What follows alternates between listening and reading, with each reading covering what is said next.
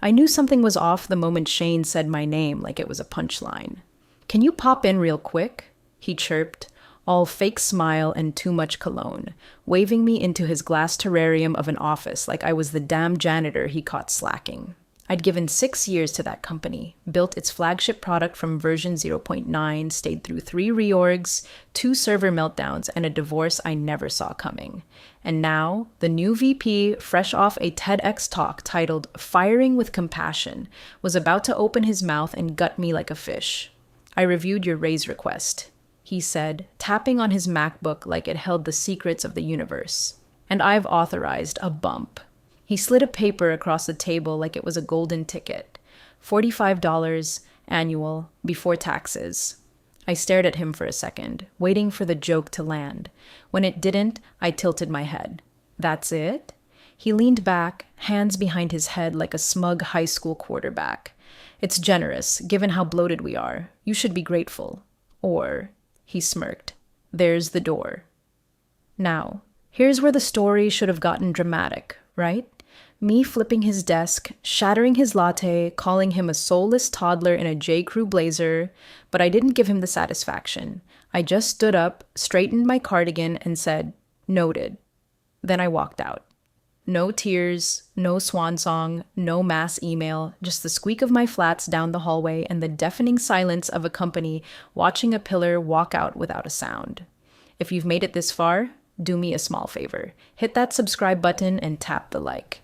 97% of folks listening never subscribe, but it keeps stories like this alive and gives the team a reason to keep digging.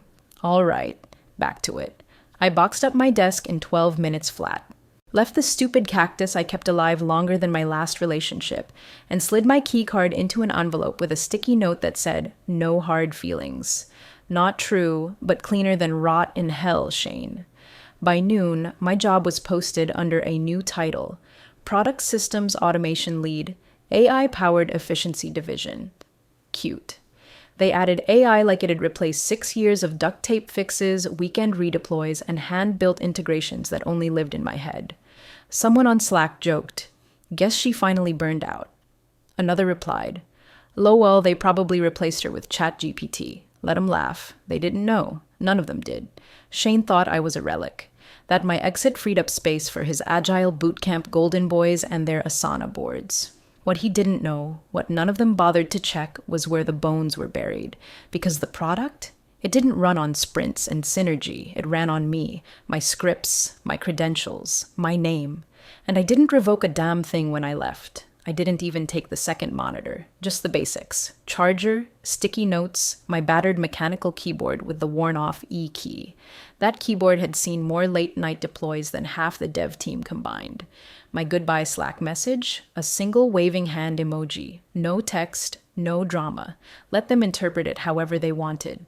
By lunch, the company posted a shiny new job listing. Not backfill, not replacement. No, Shane had rebranded it already. Systems Automation Architect, AI Transition Lead. I nearly choked on my drive-thru Coke. They'd slapped automation on it like that'd cover the fact no one else knew what half my back-end triggers even did. Hell, I wrote half of them drunk on NyQuil during the great Q2 crash of 22, and they still worked. People started DMing me that afternoon. Some polite, "Hey, just heard. Wishing you the best." Some nosy, "Did you quit or get canned? Shane's acting like he won the Hunger Games." A few asked for handover docs. I ignored those. Not out of spite, because I knew they wouldn't understand them anyway. My system wasn't plug and play. It was duct tape, tribal knowledge, and instinct. It was mine. And deep down, I think they all felt it. The unease, the silence. Like when the power goes out, but the fridge keeps humming and you realize, oh no, something isn't right. Shane strutted through Slack that day like he'd slain a dragon. "Thanks for your service," he wrote in the team channel, like I was a retiring janitor, not the only reason our product hadn't gone full Chernobyl in 3 years. He followed it up with some LinkedIn buzzword casserole about streamlining legacy roles to enable agile transformation. Translation? We booted the old girl. But here's the punchline he didn't see coming. I was the legacy, not the outdated kind, the kind you trip over when you try to delete it without checking where it lives. That night, I cracked a beer, put on some old brandy Carlisle, and watched the internal system monitor I still had access to, because nobody thought to revoke my permissions. A few pings were already failing. Low-level stuff. Log syncs, alert caching, the QA fallback queue. Nothing visible to users yet. But cracks. And cracks love to spread. I wasn't planning revenge. This wasn't some hacker movie plot. I just wanted out. But that didn't mean I was going to clean up after people who thought $45 was a kindness. So I let the logs roll. Let the alerts stack. Let them keep pretending automation could replace institutional memory. They had no idea that the fat they trimmed was the only thing keeping the roof from caving in. At 11:42 p.m., a health ping failed for the first time in 101 consecutive days. Just one minor ping. A back-end authentication microservice that quietly bridged two legacy APIs, both duct-taped together with custom logic I wrote during a thunderstorm in 2021 after a vendor bailed mid-sprint. Nothing sexy, nothing shiny, just a bridge no one but me knew existed. And now it was broken. By 12:07 a.m., 2 more pings failed. By 12:22, 4. The health dashboard started lighting up yellow. Not red, yet. But yellow, that dirty color between fine and fire, the one that whispers something's not right, but no one's sure who to blame yet. A client in Sydney shot off an email with the subject line, "Latency plus backend unresponsive." It was one of our enterprise clients, the ones Shane bragged about in board meetings. $12 million ARR, he called them stickier than molasses during his first all hands. I was at home, microwaving leftover pasta, still in my pajamas from the morning I walked out. Phone buzzing beside me, Slack threads climbing, but I didn't open a single one. I just sat there, twirling a forkful of cold rigatoni, watching their illusion of control flake apart like wet drywall. Support flagged the issue. DevOps pulled logs, found gaps, but couldn't pinpoint root cause. The new guy, what was his name, Dylan, ran some diagnostics but didn't have the tokens to access the error logs tied to the legacy fallback system. Because guess who controlled that token registry? Guess who the recovery alerts were programmed to ping directly at the root level? VP Shane finally weighed in via Teams chat, according to someone who screenshotted it for me. He typed, "Just reboot the instances, probably a memory leak." Right. Because nothing says robust architecture like hoping the problem just goes away if you shut it off and turn it back on. That line right there, that was the moment I knew it wasn't a matter of if it would all collapse. It was just when, and how hard. See, the thing they never understood, the thing people like Shane will never understand, is that systems don't fail loudly. They whisper first. They flicker. They misbehave in the margins, in the milliseconds, and missed callbacks. They rot quietly beneath the dashboards, in scripts no one audits, in the assumptions baked into old commits. They'd taken me for granted so long, they thought I was a script. A plug they could pull and replace with a cheaper cord. But I wasn't a plug.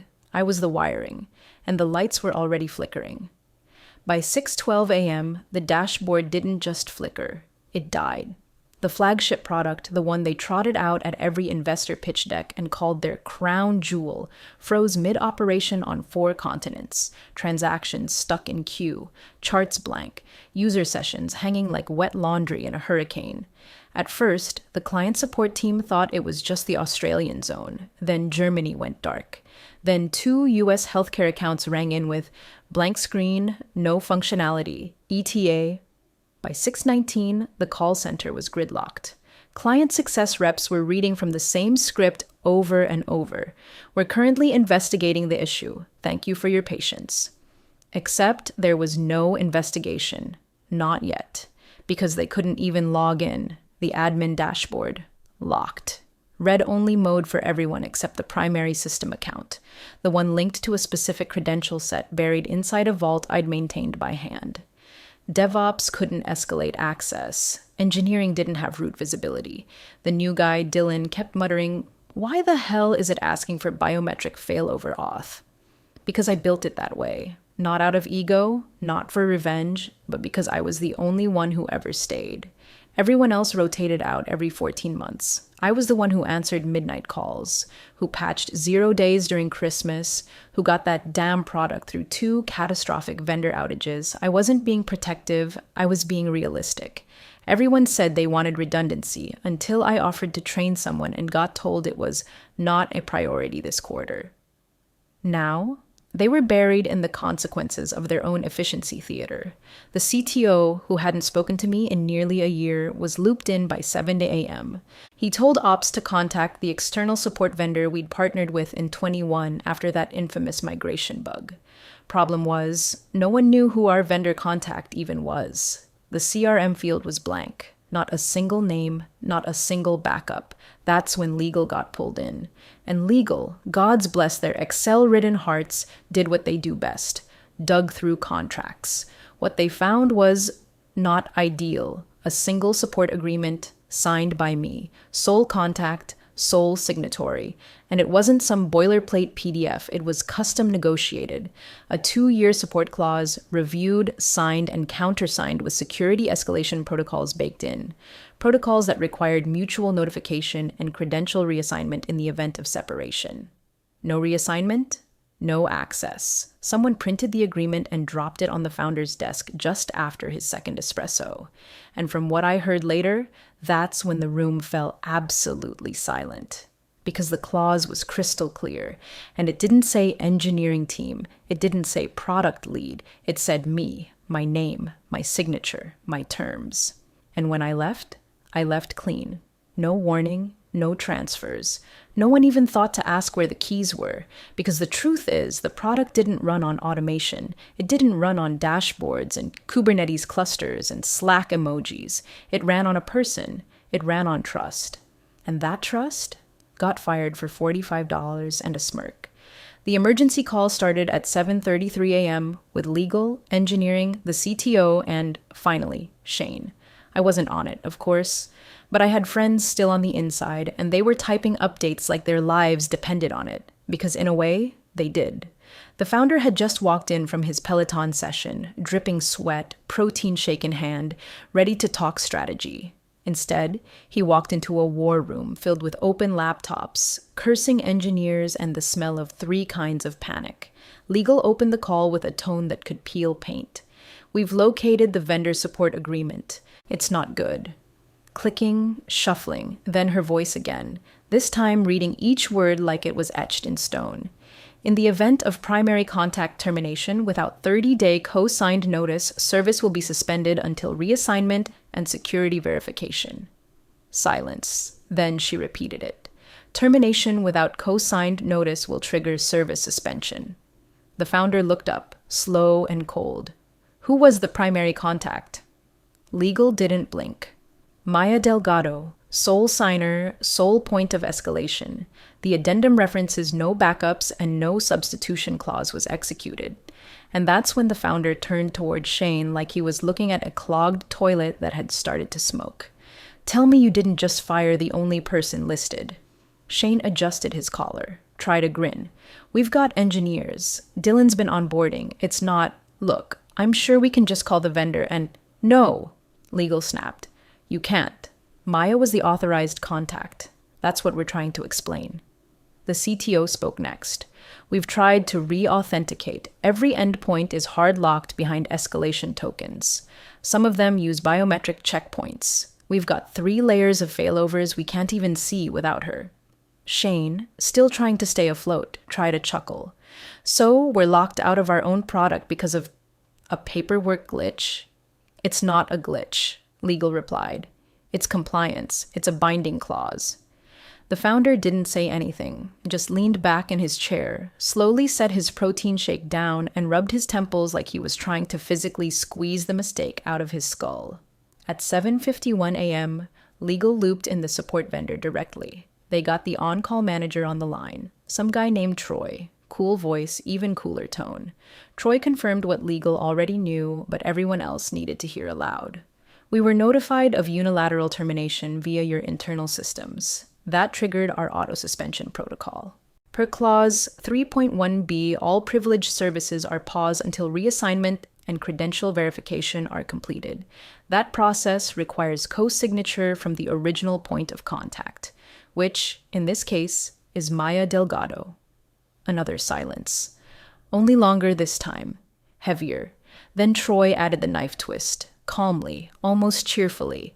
Protocol followed, nothing personal. The room reportedly went dead quiet, and Shane, still standing, still trying to act like it was salvageable, but his face had gone sheet white, and one of the DevOps guys swore his hand was shaking when he reached for his phone, because this wasn't a bump, it wasn't a bug, it wasn't even a PR crisis yet. It was lights out. And the only person who could flip the switch had walked out 48 hours ago without a word, while Shane was busy trimming the fat. By 8:26 a.m., the flagship product wasn't limping anymore. It was dead. Authentication looped. Session timeouts failed. Automated fallbacks didn't fire. The emergency cache, corrupted by the restart Shane told them to run hours earlier. Front end? Blank. Back end? Screaming. Error logs pinging internal servers so hard they knocked Slack offline for half the DevOps team. It wasn't a crash. It was a systemic failure. A total blackout. By 9 bar, every single one of the top-tier clients, financial, healthcare, energy, had phoned in. Not emailed, not opened tickets, called, furious, because their own customers were locked out. Hospitals couldn't access patient charts. One fintech client reported a 2.4 malware trade freeze because their embedded dashboard stalled mid-query. A manufacturing client had to halt an entire line because their predictive analytics module couldn't fetch the last 48 hours of data. People weren't inconvenienced. They were bleeding. Finance walked into legal's war room pale and twitching. "We've got $70 million in open annual contracts hanging by threads," someone said. "One already signaled intent to exit if SLA isn't met by end of day." Legal didn't flinch. "We have one solution." The CFO nearly barked, "Which is?" Legal tapped the contract again. "Bring Maya back, or renegotiate with her. No substitute clause, no legal override. She's the only one with the authority and the access." Shane wasn't in the room anymore. He'd retreated after the founder asked, quietly but firmly, for him to step outside so people who understood consequences could have the floor. Someone joked that he was probably Googling how to apologize to someone you fired over lunch. They thought it might be sabotage at first, that I'd set a trap, left a failsafe, maybe hard-coded a kill switch. They even checked the commit logs, scoured GitHub, called in 2 outside consultants to comb through everything I touched in the last 6 months. You know what they found? Nothing. No traps, no revenge, just gaps, vacancies, empty seats in processes where a person used to be, where decisions had been made in real time, where manual overrides existed but were never documented because I was the documentation. There was no ghost in the machine. There was just no one at the wheel. At home, I didn't watch, didn't scroll Twitter, didn't check LinkedIn. I wasn't savoring the chaos. I was baking banana bread, playing Fleetwood Mac, texting my sister about weekend plans. I didn't even know the product was fully offline until a former coworker messaged me. "I think the building's on fire. You good?" I didn't respond. Not because I was mad, because I was done. It wasn't personal anymore. They hadn't broken me. They hadn't outplayed me. They just underestimated me so thoroughly they thought I wasn't holding anything. Turns out I was holding everything. And when they let go of me, everything else let go too. The call came at 10:42 a.m. I was sipping coffee on the porch, watching a squirrel commit war crimes against my bird feeder, when my phone buzzed. Unknown number. I let it ring twice before answering. Call it instinct. "Maya," a voice said, raw and brittle like old rope. "This is Jeremy." Jeremy, the founder. The guy whose face used to be plastered across every company newsletter like he was a Silicon Valley messiah. The guy who hadn't spoken to me directly in maybe 2 years, not even during the last system migration I'd carried on my back. His voice didn't have its usual polished luster. It sounded tired, heavy, like he'd finally realized the castle was built on toothpicks. "We need to talk," he said, slower this time. I didn't know. About the contract. About the access. He paused, and for a second I almost felt bad. Almost. Shane said it was routine, that the team could cover everything. I had no idea how tied in you were. I didn't sigh. I didn't raise my voice. I just said, "The system worked fine until it didn't." Silence. Then, "Can we meet? Even just a call. We need to fix this." I set my coffee down. The squirrel launched itself into the bushes like it had something to hide. I watched it vanish. "One condition," I said. "Shane doesn't speak. He doesn't attend. His mic stays muted or I walk."